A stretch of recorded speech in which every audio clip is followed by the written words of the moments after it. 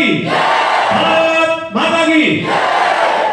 आज बहुत ही गर्व का दिन है, कारगिल विजय दिवस है और इसी में कारगिल विजय दिवस और कारगिल में शहादत को अपने जान, अपने सब कुछ न्यौछावर करने वाले देश के लिए सभी शहीद 527 शहादत को शहीद सैनिक को भावपूर्ण श्रद्धांजलि, उनके चरणों में सादर नमन।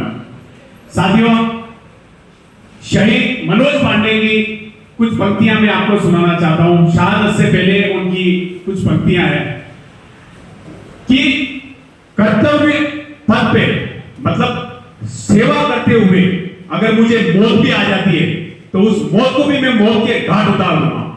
साथ ही साथ उनके एक और विचार, वो हमेशा कहते थे कि अगर कोई बोल रहा है कि मैं मौत से नहीं डरता हूं तो या तो वो झूठ बोल रहा है या वो भारतीय सैनिक है जो कि मौत से नहीं डरता है, देश के लिए अपनी जान, अपना सर्वोच्च बलिदान देता है।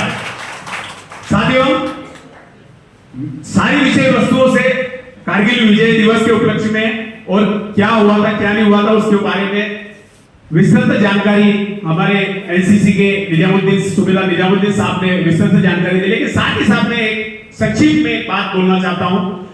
3 मई 1999 को युद्ध शुरू हुआ था और 26 जुलाई को हमने Tololing, Kargil, Tololing, battalion sector, Tiger Hill, 5240 ऐसी अनगिनत दुर्गम पहाड़ियों में, द्रास सेक्टर, कारगिल सेक्टर सभी में फतह हासिल कर ली थी। ये बलिदान कोई नॉर्मल बलिदान नहीं था। अगर आप उस क्षेत्र में, मैं 2005 के बाद मैं अपने आप को सौभाग्यशाली मानता हूं कि वहीं पर मैं सेवा लेके आया हूं। मैं 99 में नहीं था, उस समय मैं आप ही की तरह टीचर, आपके मार्गदर्शन, सभी शिक्षकों के मार्गदर्शन में वे भी पढ़ रहा था, शिक्षा ले रहा था और आप ही से ये सीख रहा था कि देश के बलिदान के लिए जो 99 में हमारे सैनिक शहीद हुए, इसी प्रकार से तुम्हें भी जाना है। लेकिन 2005 में जब मैं वहां पर गया और जब मैंने तोलोलिंग, टाइगर हिल, 5240 मेरी ड्यूटी थी, मैंने उन पहाड़ियों को देखा और स्मरण किया उन शहीदों को कि कैसे यहाँ लोग युद्ध लड़े होंगे और वहां पर वो गद्दार पाकिस्तानी जो कि कब्जा करके ऊपर बैठे थे और हमारे नीचे से सैनिक ऐसी दुर्गम पहाड़ियों पे, इतनी हाइट की पहाड़ियों पे कैसे लड़े होंगे। आपको बता दूं, टाइगर हिल की ये चढ़ाई है, कैसे वो ऊपर गए होंगे, कैसे फतेह हासिल करी होगी। 2 महीने के कम अंतराल में उन्होंने फतेह हासिल कर ली पूरे कारगिल, द्रास, बटालियन सेक्टर में। और गर्व की बात है कि ऐसी लड़ाई पूरे विश्व में किसी सैनिक, किसी भारतीय सैनिक जैसी लड़ाई किसी ने नहीं लड़ी और किसी ने नहीं जीती। आप कभी विजिट करिएगा उस क्षेत्र का, गर्व होगा आपको। साथ ही साथ में 1 मिनट के अंदर आप साथियों को एक बात बताना चाहता हूँ। यहाँ शिक्षक से सभी शिक्षक गण बैठे हैं, प्राचार्य महोदय बैठे हैं, हमारे एनसीसी के पुरावल जी बैठे हैं।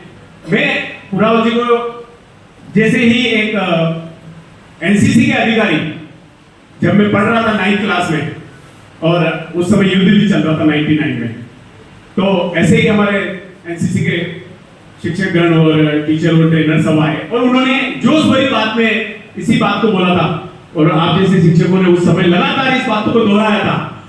तो उस समय प्रण ले लिया था कि मुझे नहीं बनना है डॉक्टर, इंजीनियर, मुझे नहीं करना है अन्य कार्य, मुझे वह कार्य करना है जो मेरे शिक्षकों ने और मेरे एनसीसी ने बताया है कि तुम्हें देश के लिए सीमा पर जाना है, देश रक्षा करनी है। और आज गर्व है कि आप ही जैसे शिक्षकों के आशीर्वाद से मैं वहां गया। साथियों, अपने बच्चों के लिए एक छोटी सी लाइन बोलना चाहता हूं। एक उम्र होती है जो लगता है कि ये शिक्षक, ये माता पिता शायद हमें वो चीज नहीं सिखा रहे हैं, हमें जो हम करना चाह रहे हैं वो नहीं करने दे रहे हैं। बच्चों, ये हमें भी लगता था, लेकिन जो आदमी इनकी बात मान लिया, माता पिता की बात मान के अपने अंदर उस बात को स्मरण करते हुए पढ़ाई करता है और आगे तक जाता है, वो इस पदवी पे आके खड़ा होता है।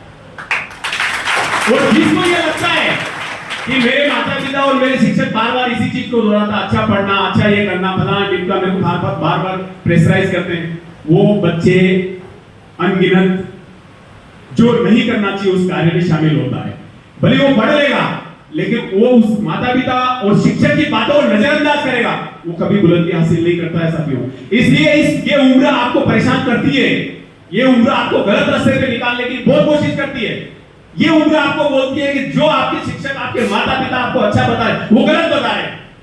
लेकिन ये उम्र निकलने के बाद 20 साल 25 साल के बाद जब इस कंधे पे जिम्मेदारी आती है ना, तब पता चलता है कि वो लोग सही थे, मैं गलत था। लेकिन उस समय सब कुछ निकल जाता है तुम्हारे हाथों से, और उस समय तुम जीवन भर उसी बात को याद रखते हो। ओके साथियों, जय हिंद, जय भारत, भारत माता की